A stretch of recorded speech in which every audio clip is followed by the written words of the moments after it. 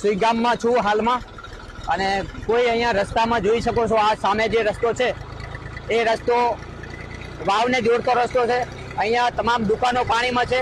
હાલમાં અમને અહીંના જે આગેવાનો છે અને તલાટી સાહેબે છે, મામલતદાર સાહેબે છે, બધા અમને મૂકવા માટે આ જુઓ ટ્રેક્ટર આખું પાણીમાં છે અને ખૂબ વિપરીત પરિસ્થિતિ છે। હાલમાં આ આખું ગામ પાણીમાં છે, પણ એક અહીંયા વેદના ભરી વાત જોવા મળી કે અહીંયા જે તંત્ર દ્વારા તૈયારીઓ કરવામાં આવી છે ને એ આ લોકોને એટલી બધી સગવડ મળતી નથી।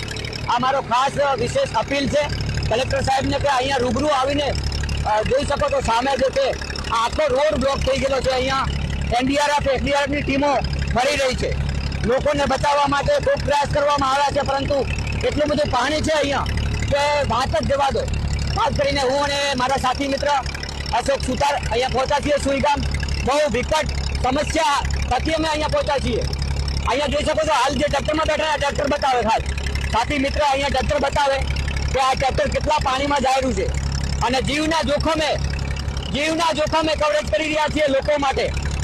આ લોકોને બચાવવા માટે તંત્ર અહીંયા વહેલામાં વહેલા પહોંચે તેના માટે અહીંયા અમે હાલ પહોંચ્યા છીએ અને હાલમાં આખું આ સુઈગામ છે એ પાણીમાં છે, બેટમાં ફેરવાયું છે। ખૂબ કઠિન પરિસ્થિતિનો સામનો આ લોકો કરી રહ્યા છે। કુદરતે પાથરેલો વિનાશ અને કુદરત જ આમાં જ્યારે લાજ રાખશે ને ત્યારે અમે લોકો અને બધા લોકો બચી શકશું, કારણ કે કુદરતની સામે બધા જ લાચાર છે। ખૂબ વિકટ પરિસ્થિતિ। આટલે જો ટ્રેક્ટર બી આ રીતના કઠિન પરિસ્થિતિમાં નીકળી શકતું હોય તો બીજા સાધન તો કોઈ અહીંથી નીકળી શકવાની શક્યતાઓ બિલકુલ નહીવત છે। મારી પાછળ પણ જો દ્રશ્ય આખો સામે સુઈગામ 3 રસ્તા છે, આખા પાણીમાં ગરકાવ છે। અહીંયા ટીમો તૈનાત છે, પરંતુ હાલમાં જે દ્રશ્ય જોઈ રહ્યા છો ખૂબ વિકટ પરિસ્થિતિ આ સુઈગામની છે।